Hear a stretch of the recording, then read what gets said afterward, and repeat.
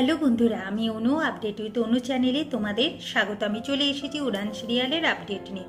উড়ান সিরিয়ালে দেখা যাচ্ছে পূজারিনী মাম্মামের কাছ থেকে মহারাজের অতীত নিয়ে জানতে চায়, কিন্তু মাম্মাম যতটুকু জানে ততটুকুই সে পূজাকে বলতে পারে, তার বেশি তো সে জানে না। তবে এইটুকু জানতে পারে যে সোমনাথ আর মহারাজ এক স্কুলে পড়তো, আর যে সিঁড়ি থেকে পড়ে গেছিল সে সোমনাথের বন্ধু। তার মানে এর পেছনে সোমনাথও যুক্ত আছে।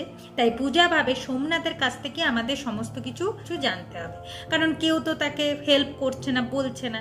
এইদিকে মহারাজের ঠাম্মি দাদু চিন্তায় পড়ে গেছে, যদি অতীত খুঁজে বের করে ফেলে পূজারিনী, তাহলে মহারাজ পূজারিনীর জীবনে আবার ঝামেলা বাঁধবে, মহারাজকে আর ফেরানো যাবে না। এখন মহারাজের ভাই বোনকে এই বিষয়ে পূজাকে হেল্প করতে মানা করে।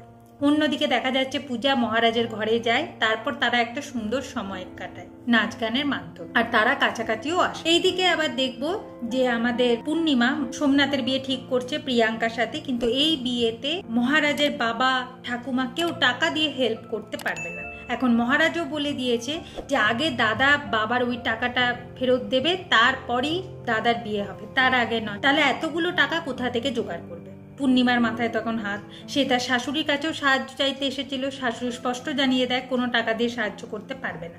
তাই সে এখন বাধ্য হয় জয়ার কাছে হেল্প চাইতে। হেল্প চেয়েছে বলে মহারাজের বাবা তাকে কথা শোনায়। এখন পূজা এসে মহারাজের বাবাকে বলে যে আপনি বরঞ্চ বিয়ের টাকাটা দিয়ে দিন দাদা, যেটা শুনে পূর্ণিমা খুব রেগে যায়। আগামী পর্বে দেখা যাচ্ছে যে মাধুরী এখন তো মহারাজের বাড়িতে এসে উপস্থিত হয়, মহারাজের হাত ধরে কথা বলতে যায়, মহারাজ ঠেলে মাধুরীকে ফেলে দেয়, আর আপনি আপনি করে কথা বলতে থাকে।